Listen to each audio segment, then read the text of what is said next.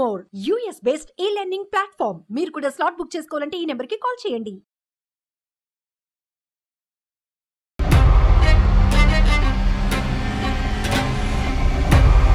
అతను ఎంత దుర్మార్గుడు అంటే మొదటి రాత్రి నుండే అతని అరాచకాన్ని నా మీద చూపిస్తూ ఉన్నాడండి.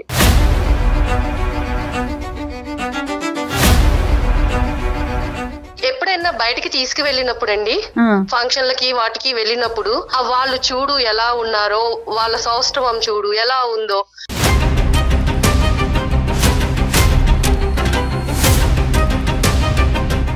నేను ఫోన్ మా పక్కకి వెళ్ళి మాట్లాడుతుంటే మా అమ్మ అనేది, ఎవరితో మాట్లాడుతున్నావే, అయ్యో ఎవరితో మాట్లాడుతున్నావు, ఎవరితో రంకు కడుతున్నావు. మా అక్క మల్లెపూలు కొనుక్కునేదండి.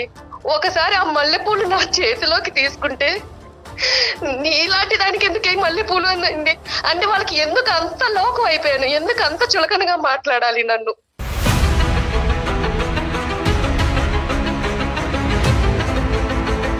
అన్న తల్లి నాన్న అయినా కానీ ఆమెమో ఆమె పద్ధతి వేరు, నన్నే చిత్రహింసలు పెడుతుంది.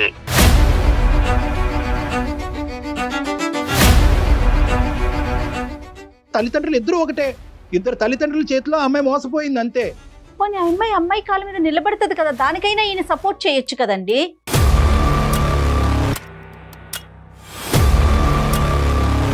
మళ్ళీ అతని దగ్గరికే వెళ్ళమంటున్నారు నాన్న.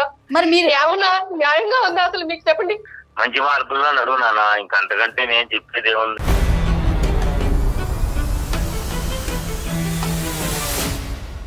మీరు నా కన్న తండ్రి, నా జీవితం ఇలా అయిపోయింది. మీరు చూసిన సంబంధమే కదా నాన్న నేను చేసుకున్నాను. నాకు ఒక్కట చావు తప్ప ఏది కనిపించట్లేదు నాన్న.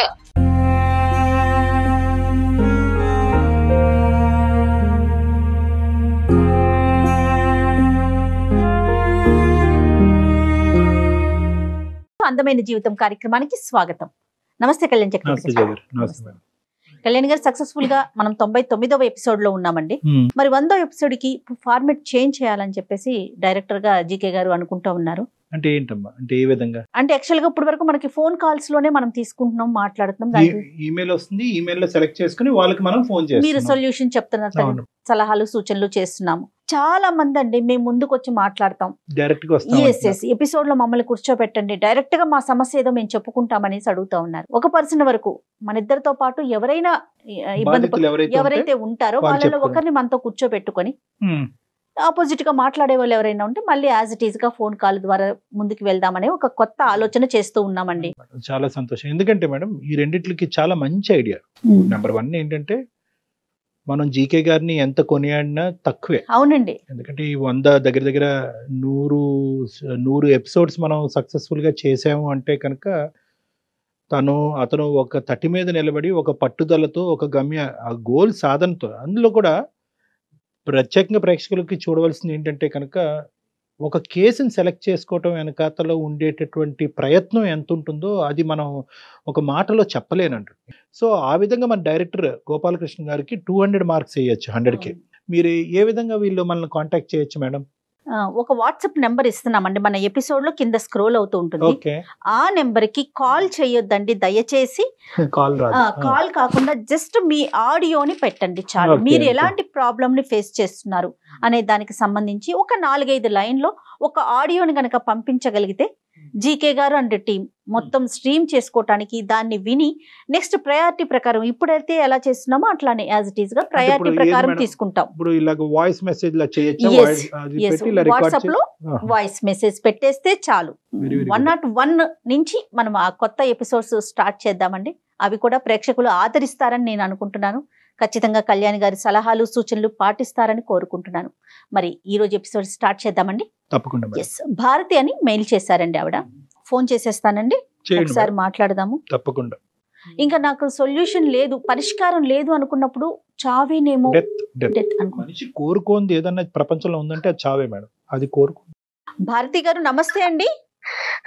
నమస్తే అండి, ఎవరండి మాట్లాడేది? నేను జయానండి, అందమైన జీవితం ప్రోగ్రామ్ నుంచి కాల్ చేస్తా ఉన్నాను. మీరు మెయిల్ చేశారు కదా. మేడం గారు మీరా అండి? నమస్తే అండి, చాలా చాలా సంతోషం అండి మీ నుంచి నాకు కాల్ వచ్చినందుకు.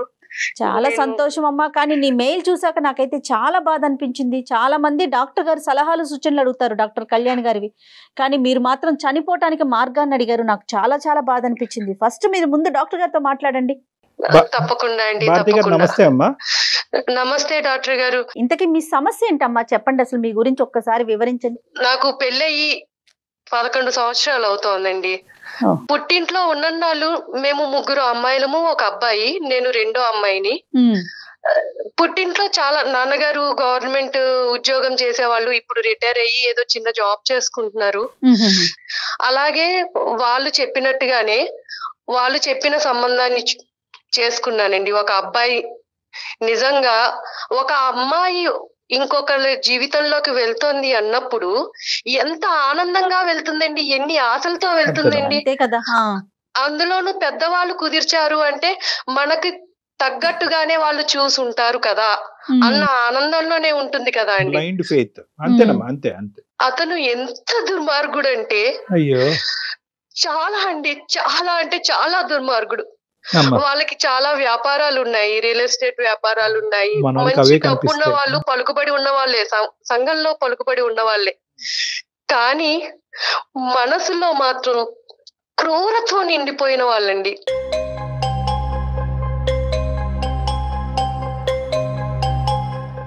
మొదటి రాత్రి నుండే అతని అరాచకాన్ని నా మీద చూపిస్తూ ఉన్నాడండి.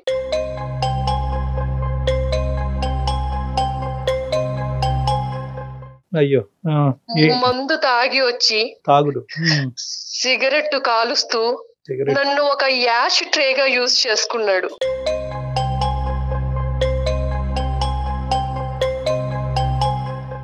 ఆయన ఎలా భావించేవారంటే ఈ మొహాన్ని నేను చేసుకోవడం ఏంటి, దీన్ని భరించాల్సిన కర్మ నాకేంటి, దీంతో నాకు సంబంధం లేదు అన్నట్టుగా ప్రవర్తించేవారండి. ఆయనకి ఉన్న చెడు అలవాట్లు ఒకటి కాదండి, ఒకటి కాదు.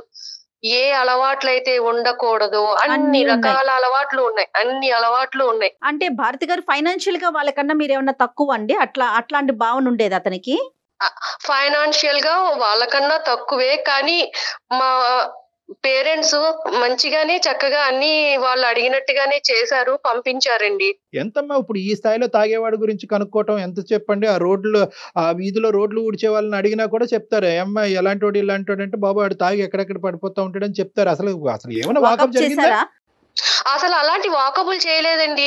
చెప్పారు వాళ్ళకి వ్యాపారాలు ఉన్నాయి, డబ్బున్న వాళ్ళు, వాళ్ళకి సంఘంలో పలుకుబడి ఉంది, మీ అమ్మాయిని ఆ ఇంట్లోకి ఇస్తే సుఖపడుతుంది అలా చెప్పి వాళ్ళు నన్ను పంపించారండి. నాకు కూడా అలాగే చెప్పారు, అమ్మ నువ్వు పుట్టింట్లో కన్నా అత్తారింట్లో చాలా సుఖపడతావు, నువ్వు చాలా అదృష్టవంతురాలివి. నీ మీద జరిగిన అబ్యూజ్ ఏంటమ్మా? అంటే నీ మీద ఎటువంటిది జరిగింది? అంటే కేవలం తాగి పడుకునేవాడు, సిగరెట్లు తాగి పడేసేవాడా, లేదంటే నీ మీద ఏమన్నా? ఏం చెప్పాలండి, ఏం చెప్పేవాళ్ళు, కొట్టేవాళ్ళండి. ఆయన చేతికి ఏదొస్తే అది మీదకి విసిరేసేవాళ్ళు.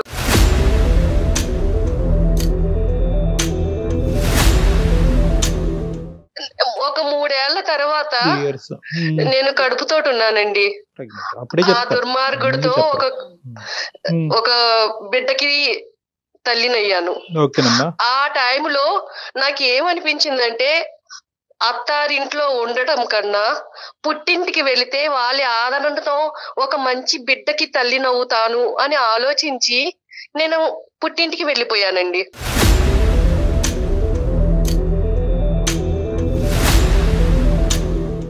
కనీసం బిడ్డ పుడితే అన్నా వాళ్ళలో మార్పు వస్తుంది, ఆ బిడ్డని చూసుకున్నా ఆ తండ్రి మారుతాడు అన్న ఇదిలో వెళ్ళానండి. వెళితే ఎప్పుడన్నా నేను మెసేజ్ పెట్టినా, ఫోన్ చేసినా అయిష్టతగా మాట్లాడేవారు. కానీ ఎలా ఉన్నావు, ఏంటి, తింటున్నావా, ఉంటున్నావా, అసలు పట్టించుకునేది లేదు. ఆఖరికి ప్రెగ్నెన్సీ వచ్చి వెళ్ళిపోవడంతో ఇంకా హ్యాపీగా సాగరంపినట్టున్నాడు. ఎందుకంటే అతను విచ్చలవిడితనానికి ఇంకెవరు లిమిటేషన్ ఉండదు కదా. డెలివరీ అయ్యింది. బాబు పుట్టిన తర్వాత మా అమ్మగారు వాళ్ళకి కబురు పంపించారండి. అవునా అని ఫోన్ పెట్టేశారండి.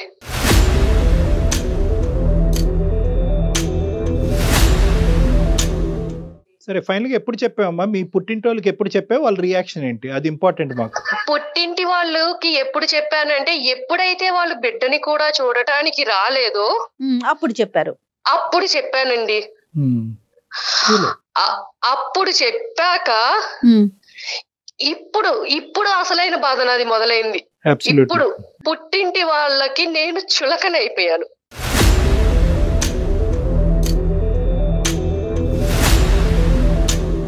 మీ తల్లిదండ్రులకి మీకు చెప్పినప్పుడు వాళ్ళ యొక్క రియాక్షన్ ఇక్కడ ఇంపార్టెంట్ అని నేను ఎందుకు అంటున్నానంటే కనుక, వాళ్ళ ఉద్దేశం ఏంటంటే ఇంత లేట్ గా చెప్పారు అనేటటువంటి ఒక బాధతో వాళ్ళు మాట్లాడారా? అసలు ఏం జరిగింది అక్కడ? వాళ్ళు ఏమి మాట్లాడలేదండి. ఏమైనా సరే అతని దగ్గరికే వెళ్ళు, ఇదే అన్నారండి. ఏది నీ కథ అంతా పూర్తిగా విన్నారా? పడినటువంటి హింస బాధ అంతా వివరంగా చెప్పిన తర్వాత కూడా అక్కడికి వెళ్ళి అన్ని చెప్పానండి, అన్ని చెప్పాను. అతను ఎలాంటి వాడు, నా అక్కలతోటి ఎదుటి స్త్రీలతోటి నన్ను ఎలా కంపేర్ చేసి నన్ను ఎంత అసహనంగా మాట్లాడేవాడు, అవన్నీ కూడా నేను వాళ్ళకి చెప్పాను. అంటే ఏంటండి అర్థం కాలేదు భారతి గారు, కొంచెం వివరంగా చెప్పండి. ఎప్పుడైనా బయటికి తీసుకువెళ్ళినప్పుడు అండి, ఫంక్షన్లకి వాటికి వెళ్ళినప్పుడు అక్కడున్న ఆడవాళ్లతోటి కంపేర్ చేసేవాళ్ళండి. వాళ్ళు చూడు ఎలా ఉన్నారో, వాళ్ళ సౌష్ఠవం చూడు ఎలా ఉందో.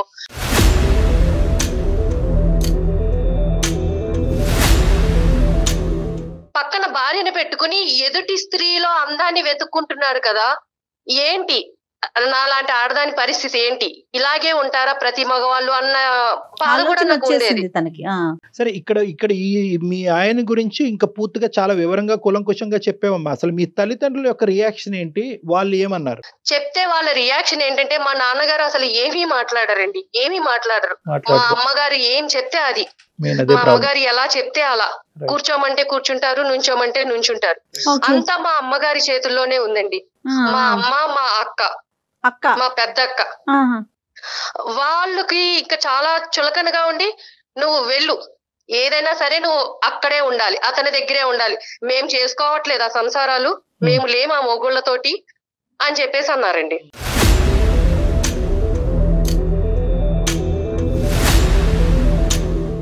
అంటే వాళ్ళ ఉద్దేశ ప్రకారం ఏంటంటే కనుక, ఒకసారి పెళ్లి చేసుకుంటే కనుక చావరేవో అక్కడే తేల్చుకోవాలి, మళ్ళీ పుట్టింటికి తిరిగి రాకూడదు అనేది. తిరిగి రాకూడదు.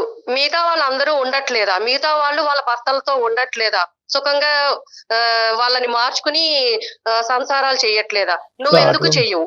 అటువైపు నరకాసుడైనా హిరణ్యకశిపుడైనా ఎవరైనా కూడా అక్కడ ఉండాలి. రైట్, ఓకే, అర్థమైందమ్మా. మీ పేరెంట్స్ యొక్క, మీ ఫ్యామిలీ యొక్క సైకాలజీ అర్థమైంది. తర్వాత అమ్మా, మీ సిస్టర్స్ ఇద్దరు హ్యాపీయేనమ్మా? మీ సిస్టర్స్ ఇద్దరు హ్యాపీయే? వాళ్ళ హ్యాపీ, చాలా హ్యాపీగా ఉన్నారండి, వాళ్ళు చాలా హ్యాపీగా ఉన్నారు. సో పుట్టింటికి వచ్చిన తర్వాత నీ బాధ చెప్పుకునేటటువంటి క్రమంలో మీ సిస్టర్స్ దగ్గర నుంచి కూడా నీకు ఎటువంటి సపోర్ట్ రాలే? సపోర్ట్ రాలేదండి. ఒక రకమైన టార్చర్ కాదండి. మా అమ్మగారు గాని, మా పెద్దక్క గాని, అసలు పెళ్లికి ముందు వాళ్ళు ఎలా ఉండేవాళ్ళు, నన్ను ఎలా చూసుకునేవాళ్ళు, అలాంటిది పెళ్ళయ్యాక భర్త ఆదరణ లేకపోతే ఇంత హింసిస్తారా నన్ను? అమ్మ కూడానా? అమ్మ కూడా అండి, అమ్మ కూడా. అంటే వాళ్ళకి ఒక చులకన ఏర్పడిపోయింది. అంటే దీనికి ఎవరి సపోర్టు లేదు, ఇది మన మీదే ఉంది, మన మీదే బతకాలి, దీనికి మనం తప్ప దిక్కు లేదు అని చెప్పి ఇంట్లో చాకిరీ అండి, చాకిరీ, ఎంత గొడ్డు చాకిరీ చేయించేవాళ్ళు. వంట పని, ఇంటి పని, ఇంకా ఇదని అదని లేదండి, మొత్తం అంతా వాళ్ళకి అలుసైపోయాను నేను. అంటే దీనికి మొగుడు అండ లేదు, వీళ్ళకి మనమే దిక్కు, ఇది ఏం చెప్పినా వినాల్సిందే, మనం ఏం చెప్తే అది చెయ్యాల్సిందే అన్నట్టుగా ఉండేవాళ్ళు. ఇప్పుడు మీరు పాప బాబా అన్నారండి?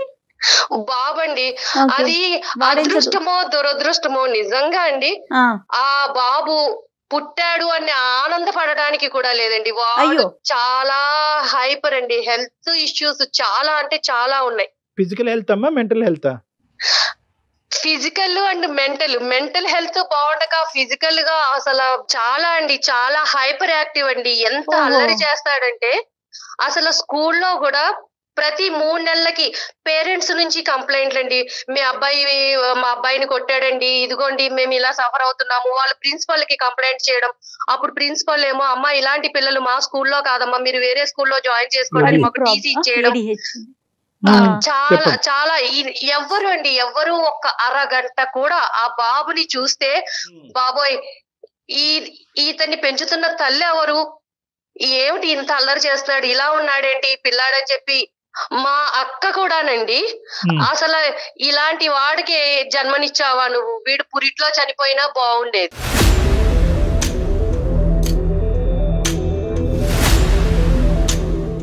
మా తమ్ముడండి మేనల్లుళ్ళు అంటే చాలా ఇదిగా ఉంటారు కదా, వాడు ఏదో అల్లరి చేస్తూ విరక్కొట్టాడని చెప్పి మా తమ్ముడు నన్ను కొట్టాడండి. నన్ను కొట్టాడు. అలాంటి పిల్లాన్ని నువ్వు అసలు నీకు పిల్లని పెంచడం వచ్చా రాదా, ఏంటి అలా పెంచుతున్నావు పిల్లని, వాణ్ణి కాదండి నన్ను కొట్టాడు. అయిపోయింది అమ్మాయి. ఇలా స్కూల్ నుంచి ఏవో ఫోన్స్ వచ్చావండి పేరెంట్స్ నుంచి. నేను ఫోన్ మా పక్కకి వెళ్ళి మాట్లాడుతుంటే మా అమ్మ అనేది, ఎవరితో మాట్లాడుతున్నావే, అయ్యో ఎవరితో మాట్లాడుతున్నావు, ఎవరితో రంకు కడుతున్నావు.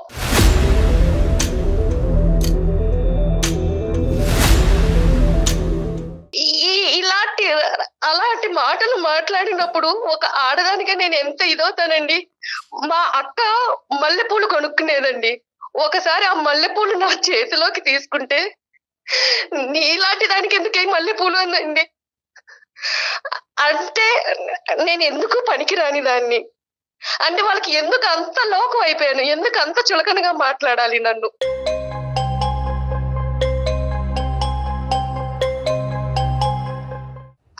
నేను ఉద్యోగం చూసుకుందాము, బయటికి వెళ్దాము, నా బతుకేదో నేను బతుకుదాము అనుకునేదాన్నండి. కానీ అన్ని దారులు మూసేశారండి, అన్ని దారులు మూసేశారు. బయట ప్రపంచం అంటే ఏమిటో తెలియకుండా చేసేశారు, నన్ను నిర్బంధించేశారు. నా తల్లి నా అక్క వీళ్ళందరూ కూడా నన్ను బంధించేశారు. నిర్బంధించేసి అసలు ఏమీ తెలియని దానిలాగా చేసేశారండి.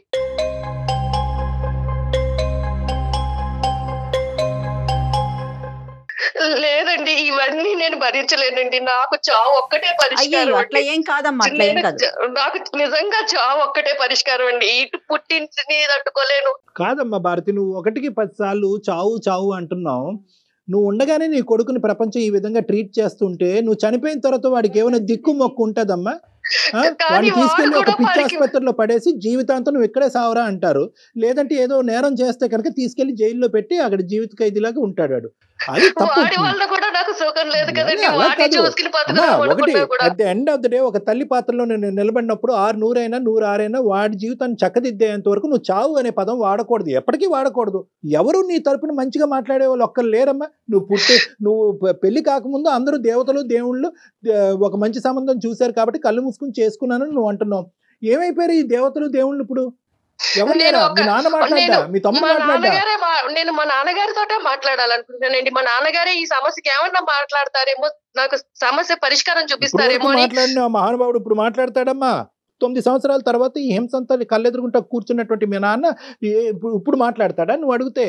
నీకు ఆ నమ్మకం ఉందా? నిలదీయాలనుకుంటున్నానండి, మా నాన్నగారిని నిలదీయాలనుకుంటున్నాను. నిలదీసే ముందు ఒకసారి నిన్ను నువ్వు కూడా ప్రశ్నించుకో భారతి. ఇప్పుడు గ్రాడ్యుయేట్ చదువుకున్న పిల్ల, అతనితో బాధలు 3 ఏళ్లు పడి పుట్టింట్లో చెప్పలేదు. కనీసం బయటకు వచ్చి నీ కాళ్ళ మీద నువ్వు బతకలేవా? ఫ్రెండ్స్ గాని ఎవ్వరు లేరా భారతి? ప్రపంచం ఏమైపోయిందమ్మా? లేదండి, ఫ్రెండ్స్ తో గాని ఇరుగు పొరుగు వాళ్ళతో గాని నాకు ఎలాంటి సంబంధము లేదు. అసలు నాకు ఎవరితోటి కనెక్షన్ లేని ఇదిలో అయిపోయానండి. నన్ను అలా నిర్బంధించేశారు. లేదమ్మా, నువ్వు ఏంటంటే ఇప్పుడు పుండుమే కారం చల్లటం అనేటటువంటి అంశాన్ని నేను ప్రతిసారి నేను చిత్రీకరిస్తూ ఉంటాను. ఇక్కడ ఏంటంటే నువ్వు ప్రతి స్టెప్ కూడా స్లో అమ్మా, ప్రతి స్టెప్ స్లో. ఒకటి ఏంటంటే ఐదర్ అవతల వాళ్ళ గురించి సాక్రిఫైస్ చేస్తావు. మొగుడు శాడిస్ట్ అయినా కూడా కొడుకుని ఇస్తే కనుక వాడు దేవుడు అయిపోతాడని అనుకున్నావు. తల్లిదండ్రులకు చెప్తే వాళ్ళు బాధపడతారు అనుకున్నావు. మళ్ళీ అక్కడ కంగు తిన్నావు. మీ తల్లిదండ్రులు వాళ్ళు ఏంటంటే కంప్లీట్ గా రివర్స్ పిక్చర్ చూపెట్టి వాడికి మించినటువంటి శాడిస్ట్ లాగా ఏమనుకోవద్దు, వాడికి మించిన శాడిస్ట్ లాగా వీళ్ళు తయారయ్యారు. ఎక్కడ కూడా పుట్టింటి వాళ్ళు ఇలా రియాక్ట్ అవుతారని మనం అనుకోలేదు. దానికి తోడు ఏంటంటే ఎప్పుడైతే నీ కొడుకు ఇలా పుట్టాడో నీకేంటంటే అన్ని ద్వారాలు మూసిపోయినాయి, నాకు ఇంకో జీవితం లేదని చెప్పి నువ్వు ఫిక్స్ అయిపోయావు. ఇప్పుడు నాకు కావాల్సింది ఏంటంటే మీ తండ్రి గారిని నిలదీయాలి, అడగాలి అని అనుకునేటటువంటి మీ ఆలోచన వెనకాతల నెంబర్ 1, ఈ రోజు మీరు మాకు ఎలా చేసి మాట్లాడుతున్నారు? ఇప్పుడు ఎక్కడున్నారు మీ అమ్మాళ్ళు అందరూ? అంటే ఇంతకాలం మా అమ్మగారు వాళ్ళ అమ్మగారికి బాలేదు అంటే వేరే ఊరు వెళ్ళారండి. అమ్మమ్మకి బాలేదు, అయితే ఆవిడ కాలం చేశారు. ఇంకొక 11 రోజుల వరకు వాళ్ళు రారు. నా సమస్యకు కూడా ఒక పరిష్కారం దొరుకుతుందని ఇమీడియట్ గా మీకు మెయిల్ సరే, చేశాను. మంచిది. సంతోషం అమ్మా, అక్కడ వరకు సంతోషం. మీరు అసలు ఏం ఎక్స్పెక్ట్ చేస్తున్నారు? నాన్నగారితో మాట్లాడాలని అంటున్నారు, మెయిల్లో కూడా చూసాను నేను నేను. నాన్నగారితో మాట్లాడాలండి. నా సమస్యకి పరిష్కారం నాన్నగారే చెప్తారా, డాక్టర్ గారే చెప్తారా? కానీ నన్ను ఈ చిక్కుల వలయం నుంచి, ఈ సమస్యల నుంచి నన్ను బయట పాడేయండి. భారతమ్మ, ఒక్కటి తల్లి, ఎవడి జీవితం నుంచి బయటపడేయలేడమ్మా. మన జీవితానికి సంబంధించినటువంటి నిర్ణయం మనం తీసుకోవాలి. మేము కేవలం మెంటర్స్ మాత్రమే. కొద్దిగా టార్చ్ లైట్ వేస్తాం, ఆ చీకటిలోంచి మీరు నడుచుకుంటూ వెళ్ళాలి. టార్చ్ లైట్ మాత్రమే. అయినా సరే మీ తండ్రిని కొన్ని ప్రశ్నలు అడుగుదామని అనుకుంటున్నావు కాబట్టి అతనితో మాట్లాడి. ఎక్కడున్నాడో మాత్రం. నాన్నగారు బయటికి వెళ్ళారండి. ఆయన ఉద్యోగం చేస్తారని చెప్పాను కదా, అక్కడికి వెళ్ళారండి. అలాగే మీ సమస్యకు ఒక పరిష్కారాన్ని నిర్ణయించుకోండి. ఆయన నిలదీస్తారు. నిలదీస్తే ఏమవుతుంది? మీ కడుపు మంట చల్లారుతుంది, అంతే. నెక్స్ట్ ఏంటి అది కూడా ఆలోచించండి, అంతే కదా కళ్యాణ్ గారు? అంతే అంతే అంతే. మరి మాట్లాడదామండి. ఎట్లా లైన్ కలుపుతారా భారతి గారు మీరు? నేను నాన్నగారికి ఒకసారి కాల్ చేస్తానండి.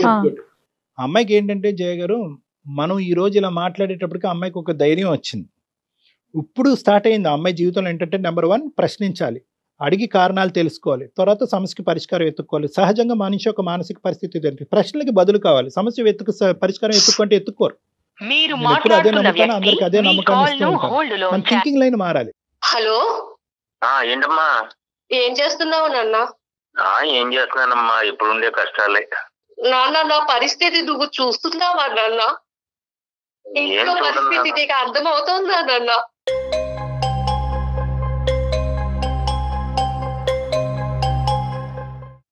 ఏం చూడన్నా, అమ్మ ఏమో అట్లా చేస్తుంటే ఇంకా నేను నా మాత్రం నా వరకు ఏమి చేయటానికి ఏమో అవకాశం రావట్లే. నువ్వు ఇంటికి పెద్ద నాన్న, నీ కూతురు జీవితం అలా అయిపోతుంటే నువ్వు ఎలా చూస్తున్నావు నాన్న?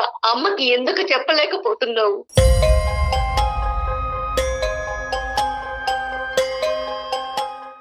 మీ అమ్మ పెట్టే చిత్రహింసలకి నేను చెప్పినా గానీ వినటం లేదు, చెప్పేటంత అవకాశమే ఇవ్వటం లేదు నాన్న. మీరు అలా అంటే కుదరదు నాన్న. నా సమస్యకి పరిష్కారం చెప్పాలి. మీరు నా కన్న తండ్రి. నా జీవితం ఇలా అయిపోయింది. మీరు చూసిన సంబంధమే కదా నాన్న నేను చేసుకున్నాను.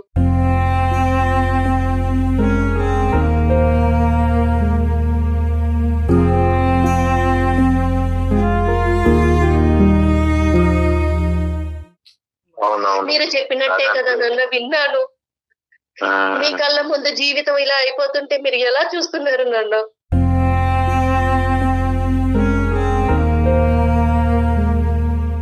నా బాధని ఎవరితో చెప్పుకోవాలో తెలియక అందమైన జీవితం అనే ప్రోగ్రామ్ ని డాక్టర్ గారికి చెప్పుకుందాము, కళ్యాణ చక్రవర్తి గారిని సలహా అడుగుదామని వాళ్ళని అప్రోచ్ అయ్యాను నాన్న. వాళ్ళకి మెయిల్ పంపించాను. ఈ సమస్యల నుంచి నన్ను ఎలాగైనా సరే మీరు బయట పడేయాలండి. నాకు ఒక్కట చావు తప్ప ఏది కనిపించట్లేదు నాన్న.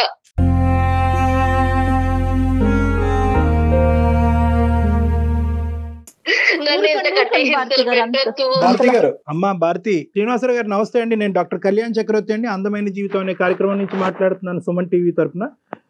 నాతో పాటు జయ మేడం కూడా ఉన్నారు. నమస్తే అండి శ్రీనివాస్ గారు. ఎక్కడున్నారు శ్రీనివాస్ గారు? మీరు ఏం చేస్తున్నారు? మీ అమ్మాయి పరిస్థితిని అర్థం చేసుకున్నారా? ఏం చేయబోతున్నారు? ఏం చేశారు?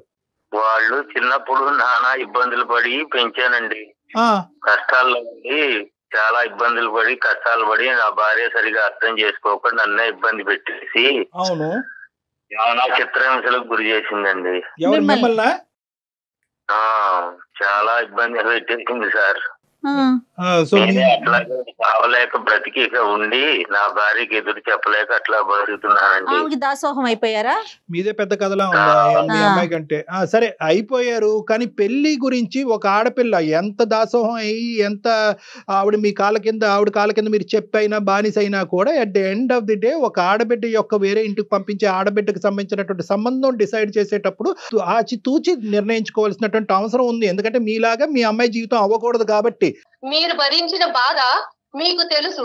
అలాంటిది మీ పిల్ల విషయంలో మీరు ఎందుకు చేశారు? ముందుగా మీరు అన్ని కనుక్కుని ఎలాంటి వాడు ఏంటి అవన్నీ కనుక్కోద్దా? డబ్బు ఉంటే సరిపోతుందా నాన్న? ఇంకా పిల్ల సుఖపడుతుందా లేదా అని మీరు చూసుకోవక్కర్లేదా? నేను అన్ని ఎంక్వైరీ చేశాను నాన్న, మంచి సంబంధం అని. కానీ ఇవాళ అతను ఆ విధంగా బతుకుతున్నాడు. చెప్పినా మార్పు రావటంలో అతనిలో ఇంకా చెడ్డ మార్గంలోనే నడుస్తున్నాడే గానీ మంచి మార్గంలోకి ఏమీ రావడం. అతని చెడ్డతనం తీసి పక్కన పెట్టేసేయండి. ఆ చెడ్డతనం భరించలేక ఈ అమ్మాయి ఆశ్రయం గురించి పుట్టింటికి వచ్చినటువంటి ఆడపిల్లని మీ భార్య చేసేటటువంటి హింస ఏంటి అని మేము మిమ్మల్ని ప్రశ్నిస్తున్నాం. ఆవిడ తత్వం ఏంటి అసలు? ఆవిడ కన్న తల్లేనా పెంచుడు తల్లి అండి? కన్న తల్లే నాన్న, అయినా కానీ ఆమెమో ఆమె పద్ధతి వేరు, నన్నే చిత్రహింసలు పెడుతుంది.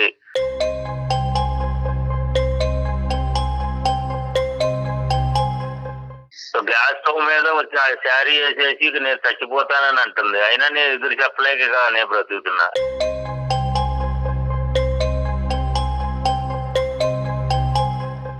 ఆమెకు ఎదిరించి నేను మాట్లాడాలంటే కూడా నా వల్ల ఏమి కావడం లేదు. అప్పుడే కాదు ఇప్పుడే మోతుందిలేండి. ఇప్పుడు ఇలాగే ఉండాలా నాన్న? మీలాగానే ఉండాలా? మరి ఇప్పుడు ఈ పిల్ల పరిస్థితి మీలాగానే చావో బతుకో సైలెంట్ అయిపోయి అక్కడే బతకాలా? వెళ్ళిపోమంటారా ఏంటి నాన్న? నా బతుకు నన్ను ఎలా బతకాలో మీరు చెప్పండి. కాదండి, ఇప్పుడు ఒకటి శ్రీనివాస్ గారు, మీ ఆవిడ ఏమో వచ్చి గ్యాస్ స్టవ్ మీద చీర పెట్టుకుని ముట్టించుకుంటుంది అనేటటువంటి భయంతో మీరు వెనకడిగేస్తున్నారు. ఇప్పుడు అదే మాట మీ కూతురు అంటుంది, నేను బ్రతకాలా చచ్చిపోవాలా, ఒక పక్క నుంచి వాడు ఒక హైపర్ యాక్టివ్ కిడ్ పట్టుకుని వాడిని భరించలేక అన్ని అవమానాలు భరించలేక నేను చచ్చిపోవాలని అని అనుకుంటే మాకు ఫోన్ చేసింది ఈ రోజు మీ అమ్మాయి. మీ కూతురికి ఏం సమాధానం చెప్తామో చెప్పండి ఒకసారి. వాడిని కేకలేసి మంచిగా బతికేది వర్తమానం చెప్పాలి ఇంట్లోనే, వాళ్ళ ఇంట్లోనే. ఇంకా అంతకంటే చెప్పేది ఏముంది ఇంకా? అయ్యో రామా,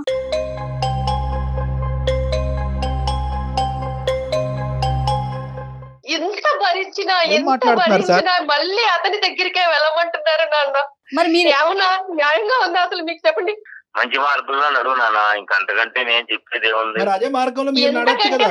ఆయన అందుకే నడుస్తున్నాడు సైలెంట్ గా. ఇప్పుడు మీరేమనుకుంటున్నారంటే మీ సైకాలజీ ఏంటంటే, ఇప్పుడు మా ఆవిడ నన్ను హింస పెట్టినా కూడా ఎలాగైతే అణుగుమినిగి ఒక కుక్కలాగా బతుకుతున్నానో సారీ తప్పుగా అనుకోకండి, అదే విధంగా నువ్వు వెళ్ళి మీ ఆయన దగ్గర బతికేసేయమ్మా అన్ని, ఇదే సొల్యూషన్ ఈ ప్రాబ్లంకి అని అంటున్నారు. సో మీదేదైతే కనుక ఒక సాంప్రదాయంగా మీరు ఫాలో అవుతున్నావో అదే సాంప్రదాయం మీ కూతుర్ని ఫాలో అవ్వమంటారు. రేపొద్దున హింసాత్మకుడి చేతిలో మీ అమ్మాయి చనిపోయినా కూడా మీరు ఇదే మాట అంటారేమో. ఇప్పుడు నేను పెళ్లి చేసి పంపించే వరకే నా బాధ్యత.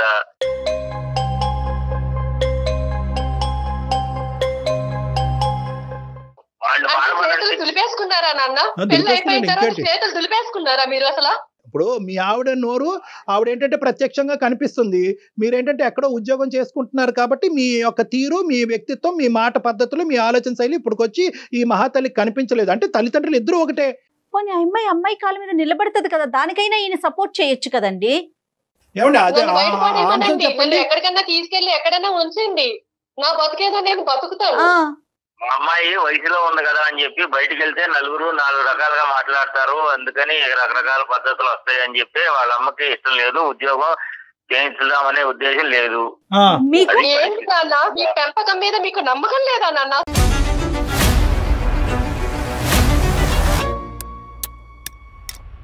ఇప్పుడు చచ్చిపోవాలి మీ అమ్మాయి నిజంగా. ఇప్పుడు ఇప్పుడు ఇప్పుడు ఏదైతే కనుక కన్న తల్లిదండ్రులు మీరు ఈ విధంగా మీ కన్న కూతురు గురించి మాట్లాడుతున్నారో ఇప్పుడు నిజంగా మీ అమ్మాయి చచ్చిపోవాలన్నమాట.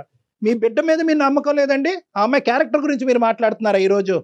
వాళ్ళు చక్కగానే ఇంట్లో బతుకుతానంటున్నారు కదా, ఇంట్లో ఉండే ఏమైంది? బయటికి వెళ్ళి 4 మాటలు అనిపించుకునే దానికంటే ఇంట్లో అంత గొప్పగా ఉందండి మీ ఇంట్లో. చూస్తున్నారు కదా, దాన్ని చక్కగా ఉండడం అంటారా? చెప్పండి.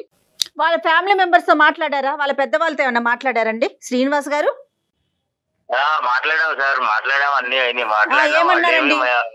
ఏం చెప్పాడు అతను? వాడేమో వాడి పద్ధతుల్లో వాడు నడుస్తాడు, అల్లుడు గాడు. మా అమ్మాయినేమో చిత్రహింసలు పెడతారు, మా ఆవిడేమో నన్ను పెట్టిన దానికంటే ఎక్కువగా మా అమ్మాయిని కూడా పెడుతున్నారు అక్కడ. అన్ని తెలుసు మీకు. అంతేగాని కనీసం వాళ్ళు ఒక ఫ్యామిలీ పద్ధతిగా కావాలని పెళ్లి చేసుకున్నాము, ఇంట్లో ఉంచుకుని వేరే ఫ్యామిలీ గురించి ఎందుకు మాట్లాడతాం? అత్తింట్లో నరకాన్ని అనుభవిస్తూ పుట్టింటికి వస్తే కనుక అక్కడ మించిన నరకాన్ని మీ ఆవిడ చూపెట్టింది సొంత కూతురికి. అంటే వాళ్ళ పెంపకం మీద వాళ్ళకి నమ్మకం లేదు. ఇక్కడ నాకు అదే అర్థమైంది. సరే, ఇప్పుడు ఒకటే ఇంకా అమ్మ, ఈ స్టోరీని ఇక్కడ క్లోజ్ చేయాలి Bharathi. All doors are close. నా అనేటటువంటి మనుషుల్ని నమ్ముకుని నువ్వు బ్రతకాలి అనుకుంటే కనుక నువ్వు బ్రతకలేవు. నిన్ను నువ్వు నమ్ముకుంటేనే బ్రతకగలవు అనేటటువంటిది ఈ రోజు మీ నాన్న మాట ద్వారా మనకి ఇక్కడ అర్థమైంది. నేనేదో ఇతను పొడి చేస్తాడని చెప్పి ఫోన్ కలపండి అని నేను అన్నాను. నాకు తెలిసి ఇతని క్యారెక్టర్. అమ్మ భారతి చెప్పండి. రైట్, చెప్పండి. ఇప్పుడు నువ్వే నీ కౌన్సిలర్, నువ్వే నీ డాక్టర్, నీ మనోధైర్యమే నీ శక్తి. ఈ రోజు నీకంటూ ఒక బిడ్డ ఉన్నాడు, ఆ బిడ్డ పరిస్థితి కూడా అంత బాలేదని అంటున్నావు. నీ జీవితాన్ని నువ్వు పోషించుకుంటూ వాడిని కూడా కాసుకోవటం అనేది కష్టం కాబట్టి ఈ దారి చెప్తున్నాను. ప్రధానంగా ఏంటంటే నిన్నెవ్వరు ఏ తలుపులు మూయలేదు, ఎవరు నిన్ను ఆపలేరు. నువ్వు బయటకు వచ్చి నీ కాళ్ళ మీద నువ్వు నిలబడేటటువంటి ప్రయత్నం నువ్వు చేయాలి. అదొకటే ఈ సమస్యకి పరిష్కారం.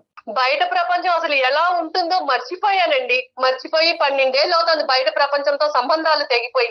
ఇన్ని రోజులు నువ్వేం చేసావంటే కనుక నాకందరూ ఉన్నారు, ఈ అందరూ మారితే కనుక అక్కడ మొగుడు మారుతాడన్నావు, మారలేదు. తల్లి మారుతాడన్నావు, మారలేదు. తమ్ముడు మారుతాడన్నావు, మారలేదు. అక్క చెల్లి మారుతా, మారలేదు. ఈరోజు మీ నాన్న మారుతాడని చెప్పి మాకు ఫోన్ చేసాం, మీ నాన్న కూడా మారలేదు. నాకు అలవాటు లేదండి, నాకు ఎవరు లేరు అండి అనేటటువంటిది కాదు. మీకు మేము ఉన్నాం. మీరు అంత మాట అన్నారు, మీరు నాకు అంత మోరల్ సపోర్ట్ ఇచ్చినప్పుడు నేను తప్పకుండా ఒక స్టెప్ తీసుకుంటాను. మా అమ్మగారు వాళ్ళు వచ్చే లోపు నేను ఎలాగైనా సరే నేను ఆ ఇంటి నుంచి బయటపడి నా కాళ్ళ మీద నేను నిలబడాలండి. నీ క్వాలిఫికేషన్ బట్టి అమ్మ ఇది అంత ఈజీ ప్రయాణం కాదు. నువ్వు అన్నట్టుగానే ఏంటంటే ఇప్పటి వరకు అక్కడే ఉంటూ అదే కుంపట్లో ఉంటూ ఆ విధంగానే బ్రతికి బయట ప్రపంచాన్ని అంతా నీకు నువ్వుగా కట్ చేసేసుకున్నావు చూడు. ఇప్పుడు బయట ప్రపంచంలోకి వచ్చి నీ కాళ్ళ మీద నిలబడటం అనేటటువంటిది అంత ఈజీ అయితే కాదు అని చెప్పి నువ్వు నరకం అనుభవించే అంత కష్టం కూడా కాదు. యాజ్ ఏ సైకియాట్రిస్ట్ నేను ఏమంటున్నానంటే నీ కొడుక్కి మంచి రీహాబిలిటేషన్ సెంటర్లో పెట్టిద్దాం, ఫ్రీగా పెట్టిద్దాం. ఏదన్నా అట్లీస్ట్ నువ్వు ఏంటంటే నీ కాళ్ళ మీద నువ్వు నిలబడేంత వరకు ఆ రీహాబిలిటేషన్ సెంటర్కి ఏదైనా నువ్వు పే చేసేంత వరకు నీకు ఫ్రీగా మేము సపోర్ట్ ఇవ్వడానికి ట్రై చేస్తాం. ఓకే, ఆ అబ్బాయికి ప్రధానంగా ఏంటంటే మీ అందరు గొడవల వల్ల ఏంటంటే వాడు నెగ్లెక్ట్ అయిపోతున్నాడు. 12-13 సంవత్సరాల తర్వాత ఇటువంటి పిల్లలు మారేదానికి అవకాశం ఉండదు. వాళ్ళు ఇంకా హింసాత్మకమైనటువంటి దారిలోకి వెళ్ళిపోతారు. కాబట్టి ఈరోజు నీ సమస్య ఒక ఎత్తు అయితే కనుక వాడిని బాగు చేయడం అనేది కూడా ఇంకో ఎత్తు. సో వాడికి ఇంకా 9 years అంటున్నావు కాబట్టి నెక్స్ట్ 3 years మనం వాడి యొక్క జీవితం ఒక గాడిలో పెట్టడానికి మనం అందరం యుద్ధం చేయాలి. ఆ సపోర్ట్ లో మేము కూడా ఉంటాం, జయ గారు కూడా ఉంటారు, సుమన్ టీవీ వాళ్ళు. తప్పకుండా ఉంటుందండి, అందులో అసలు ఎటువంటి సందేహం లేదు. చాలా సంతోషం అండి, చాలా మనోధైర్యాన్ని ఇచ్చారు నాకు. ఇది అయిపోయిన తర్వాత నేను మీతో ఒకసారి పర్సనల్ గా మాట్లాడతాను. భారతి గారు, ఏం చేద్దాం, ఎలా చేద్దాం, మీ క్వాలిఫికేషన్ కి తగినట్టుగా ఎలాంటి పని దొరుకుతుంది, ఇవన్నీ మనం ఆలోచిద్దాము.